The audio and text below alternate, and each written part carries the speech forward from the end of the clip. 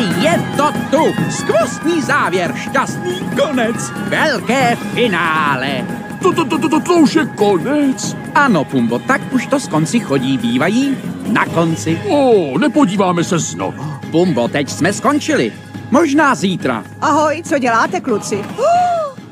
Neřekli jste mi, že se budete dívat na film. Chci ho také vidět. Mami, film skončil, konec představení. Jenom ho přetočíš na začátek. Mami! Svíčku Maxi, budeme se dívat na film.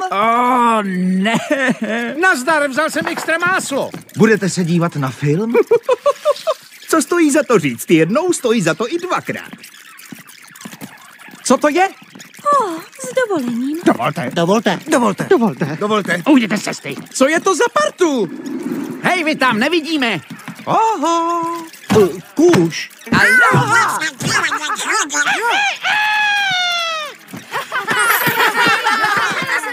Dejte pozor!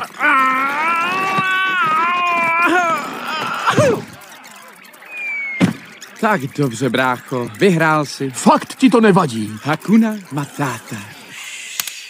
Timone, pořád se v davu cítím nesvůj.